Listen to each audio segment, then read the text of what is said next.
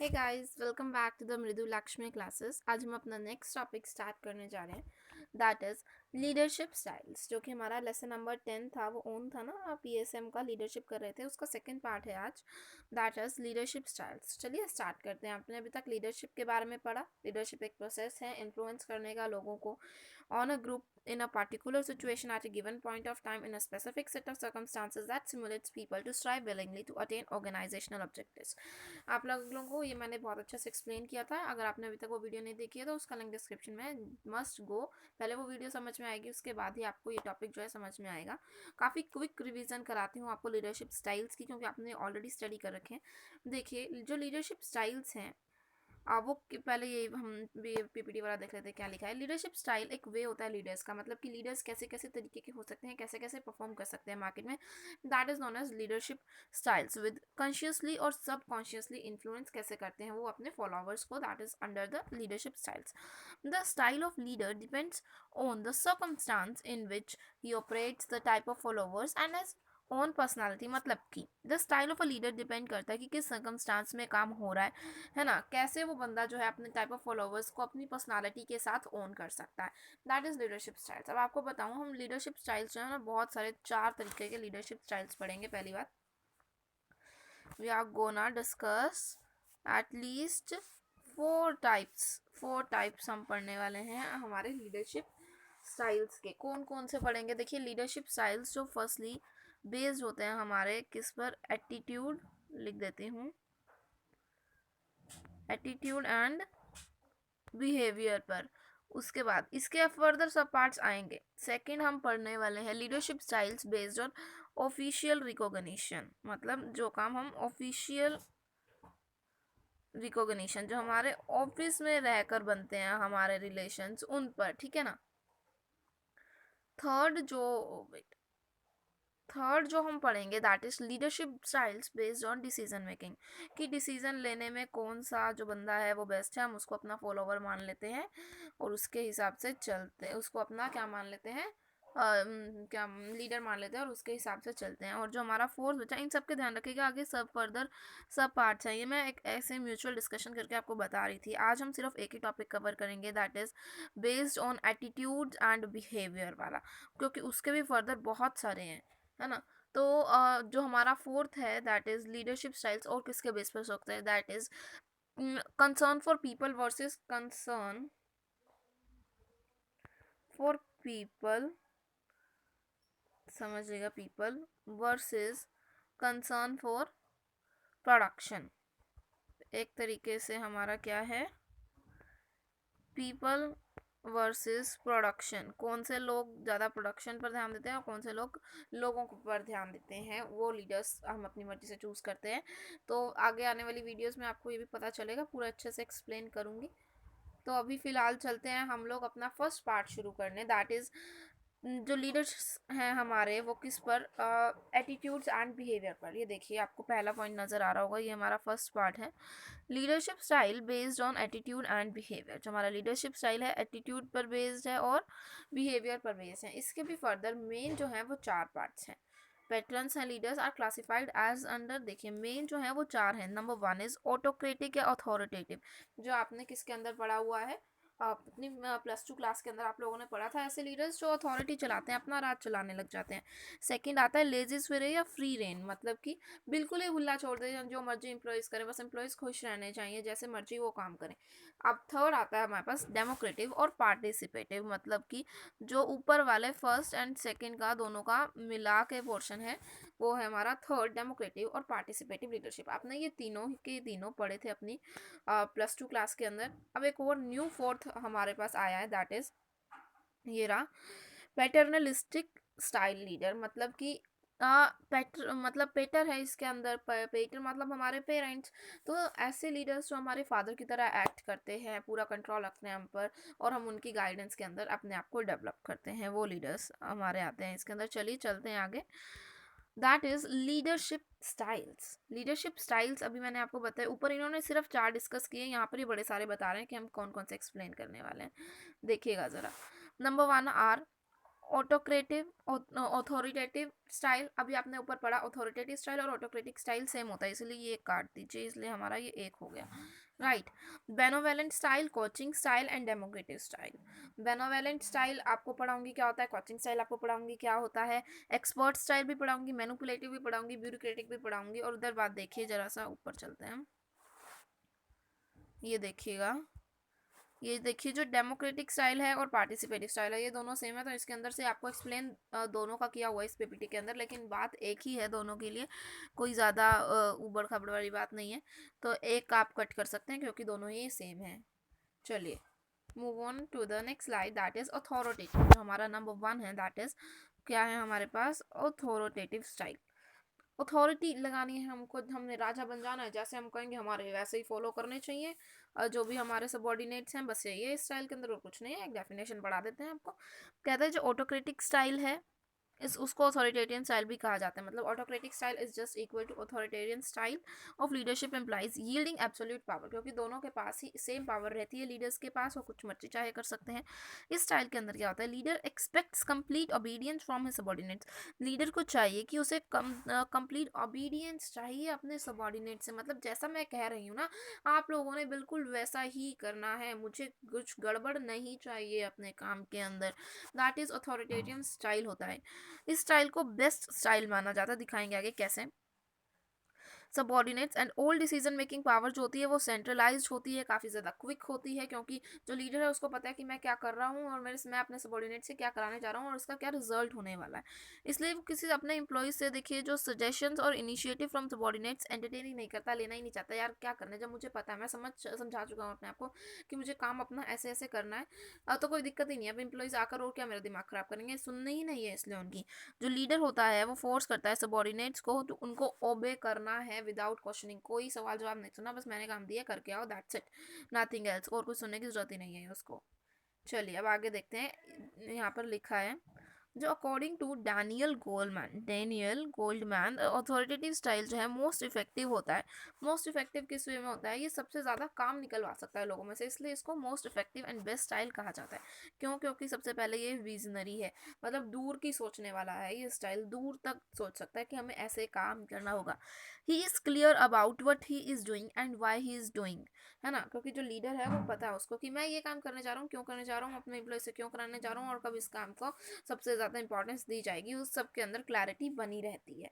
चलिए आगे देखिए, ऑथोरिटेटिव स्टाइल ही जो है वो कॉन्टिन्यूटी के अंदर है हमारा। हिज फॉलोवर्स नो दैट, जो फॉलोवर्स हैं ऑटोक्रेटिक स्टाइल के वो जानते हैं कि क्या वो कर रहे हैं, क्यों वो कर रहे हैं, कहाँ काम उनका फिट बैठने वाला है, ग्रैंड विजन कहाँ अच्छा ऑर्गेनाइजेशन के लिए पॉइंट निकल कर आएगा, ये जो मीनिंगफुल वर्क होता है बिकम बन जाता है source of the motivation for them. इसलिए लोगों, लेकिन ये जो स्टाइल है ये ज़्यादातर ऑर्गेनाइजेशन के अंदर चलता नहीं है, क्योंकि लोग ऐसे लीडर्स पसंद ही नहीं करते हैं आजकल, जो एकदम से ऑर्डर चलाते रहे और लोग उनके लिए पागलों की तरह पिसते रहे, वो काम नहीं चलता है आजकल, है ना।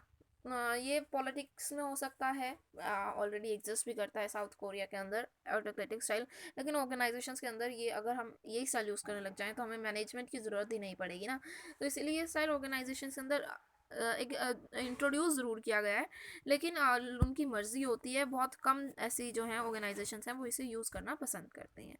चलिए आगे देख लेते हैं हम ऑटोक्रेटिक स्टाइल, अभी ऊपर पढ़ा autocratic style is just equal to authoritative style. Authoritative style आप लोग पढ़ चुके हैं, ऑटोक्रेटिक स्टाइल पढ़ लीजिए, यहाँ से कुछ नहीं लिखा है, क्या लिखा है, leaders who adopt there style, वो क्या करते हैं, उनके उन्हीं एक ही बंदे के हाथ में अथॉरिटी रहती है और डिसीजन मेकिंग पावर रहती है, यही हमने ऊपर सब अभी डिस्कस करा है। They do not consider employ suggestions, वो एम्प्लॉयज के सजेशंस को कंसीडर नहीं करते हैं, यही ऊपर पढ़ा है हम लोगों ने। ओपिनियंस और व्यूज़ हैं, है ना, ना ही उनके ओपिनियंस आना चाहते हैं, वो बस चाहते हैं काम करते बिना कोई क्वेश्चन करें। They believe that they are more competent and intelligent their subordinates, उनको लगता है कि हम ही है, सब कुछ है, सबॉर्डिनेट्स हमारे में दिमाग नहीं है, हमारे अंदर ही दिमाग है, हम सबॉर्डिनेट से बहुत ज़्यादा इंटेलिजेंट है, और जैसे हम कहेंगे वैसे हमारे सबॉर्डिनेट्स काम करके आने चाहिए। That is autocratic and authoritative style of leadership. Last points of some autocratic के क्या है, they instruct the subordinates on what to do and how to do, ये इंस्ट्रक्ट करते हैं सबॉर्डिनेट्स को कैसे काम करना है और कब करना है, राइट। कैसे काम करना है, क्या काम करना है, ये सब बताते हैं उनको। सबॉर्डिनेट्स एक्सपेक्ट करते हैं सारे के सारे टास्क जो उनको दिए जाते हैं सब के सब कंप्लीट करते हैं, ताकि वो ओबीडियंट और abide by the leaders decisions जो हैं वो खरे उतरे उन पर। तो अगर मैं आपको बता दूं, अगर आपको कोई डिफरेंस पूछता है अथॉरिटेटिव स्टाइल में और ऑटोक्रेटिक स्टाइल में, तो वो क्वेश्चन ही गलत है। उसे कहना भैया तो दिमाग ठीक है तेरा, एक ही बात है दोनों, ठीक है, एक ही बात है दोनों, कुछ अलग नहीं है इनके अंदर। चलिए आगे देखते हैं बेनोवोलेंट स्टाइल। ये कौन सा स्टाइल है, नया नया नाम है, पता नहीं एग्जाम में आता भी है नहीं आता, लेकिन आपको जो मैंने सबसे ऊपर चार बताए थे वो मोस्ट इंपॉर्टेंट है। Autocratic, legislative, democratic and paternalistic, right, वो तो बहुत इंपॉर्टेंट है, बहुत इंपॉर्टेंट। ये देख लेते हैं हम बेनोवोलेंट style. The primary focus of a benevolent or affiliate leaders is his people। मतलब जो benevolent स्टाइल का जो लीडर होता है उसका मेन फोकस क्या रहता है, उसके पीपल के पे रहता है, उसके सबॉर्डिनेट्स पर ही रहता है। वो वैल्यू करता है इंडिविजुअल्स को और उनकी इमोशंस को, है ना, उनकी रिस्पॉन्सिबिलिटीज़ को, उनकी फैमिली के टुवार्ड्स, वो क्या फील करते हैं यहाँ पर रहकर काम करते हुए। ये जो टाइप ऑफ लीडर होता है अपने एम्प्लॉयज़ को हमेशा खुश रखना चाहता है और हार्मनी क्रिएट रखता है अमंग देम, चाहे उसके लिए उसे कुछ भी करना पड़े, चाहे अपनी फर्म को लॉस में क्यों ना ले जाना पड़े। This ensures better communication. ये क्या करती है, इंश्योरेंस देती है कि आपको बेटर कम्युनिकेशन मिलेगी, आपके ऑर्गेनाइजेशन में लोग फ्री फील करेंगे, जिससे कि वो अच्छे ऑलरेडी मोटिवेटेड रहेंगे और अच्छा काम करेंगे, क्योंकि अगर एम्प्लॉयज़ के हैप्पी होंगे, उनके इमोशंस करेक्ट प्लेस पर होंगे, तो वो काम भी अच्छा करेंगे। ऐसा सोचते हैं बेनोवोलेंट स्टाइल के लीडर्स, है ना। और क्या होता है, लोगों के अंदर आपस में ट्रस्ट भी बना रहता है, क्योंकि रिश्ते तभी बनते हैं जब उनके बीच में विश्वास हो। तो ट्रस्ट का ये मेन खेल जो है उसके ऊपर ये बेनोवोलेंट स्टाइल हमारा चलता है। देखिए क्या है, ये जो स्टाइल है प्रमोट्स करता है flexibility among the employees, flexibility रखता है अमंग द एम्प्लॉयज। उन पर कोई हार्ड एंड फास्ट काम नहीं है कि आपको मैंने कह दिया तो करना ही करना है, जैसे कि ऊपर ऑटोक्रेटिक और अथॉरिटेटिव में था, या फिर लेजिस्लेटिव में कि मर्जी है भैया, करना है करो, नहीं करना ना करो, खुली छूट।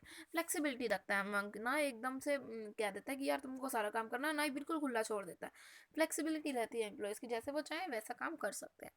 बेनोवेलेंट लीडर एक रिलेशनशिप होती है बिल्डर की बाय नेचर, मतलब कि ये कोई हम डेवलप नहीं कर सकते, बाय नेचर ही हर किसी के अंदर आती है। सॉफ्ट नेचर वाले इंसान जो होते हैं वही इस स्टाइल के लीडर्स बन सकते हैं ज़्यादातर। He creates a sense of belongingness in his employees by spending time with them after office hours. मतलब ये क्रिएट करते हैं sense of belongingness as a friend बनकर, ऑफिस आवर्स के बाद भी आपस में मिलते रहते हैं ये लोग, है ना। तो यही था हमारा कुछ बिनोवेलेंट स्टाइल, जो कि इतना ज़्यादा इंपॉर्टेंट नहीं है, फिर भी आपको पता होना चाहिए, माइंड में होना चाहिए एक बार क्या ज़रूरी है। उसके बाद आता है हमारे पास कोचिंग स्टाइल। कोचिंग स्टाइल क्या होता है, कोच आपको पता होगा, आप फुटबॉल खेलने जाते हैं तो कोच होता है, और कोई किसी एग्जाम की तैयारी कर रहे हैं तो कोचिंग लेने जाते हैं। Leader who follows the coaching styles helps his employees to identify their strength and weaknesses। ये जो एम्प्लॉय होता है आपको बताता है कि यार बेटे आप यहाँ इतना अच्छा काम कर सकते हो और आपकी वीकनेसेस ये हैं, and align them with their personal goals and career aspirations. और उनको गाइड करते हैं कि आप इस फील्ड में जा सकते हो, उस फील्ड में आपका बहुत अच्छा जाएगा। ये सब आता है कोचिंग स्टाइल के अंदर। He encourages them to plan and pursue their long-term development goals and career aspirations। मतलब ये जो लीडर होता है कोचिंग स्टाइल वाला, हमारा कोच होता है, एनकरेज करता है हम लोगों को कि हमें कैसे प्लान करना है और कैसे परस्यू करना है अपने लॉन्ग टर्म डेवलपमेंट गोल्स, जैसे कि हमारी कैरियर प्लानिंग भी बहुत अच्छे से हो जाती है। उसके बाद क्या है, he encourages them to plan, या आगे भी यही है, he encourages them to plan and pursue their, long term नहीं है यहाँ पर, ये लॉन्ग टर्म है, एल है ये, है ना। तो लॉन्ग टर्म डेवलपमेंट गोल्स की मतलब हमें एनकरेज करता है कि हमें अपने लंबा लंबा सफ़र है वो कैसे तय करना है, वो कोचिंग वाले लोग हमें अच्छे से एक्सप्लेन करते हैं। After that there is coaching style, ही कॉन्टिन्यूटी के अंदर है।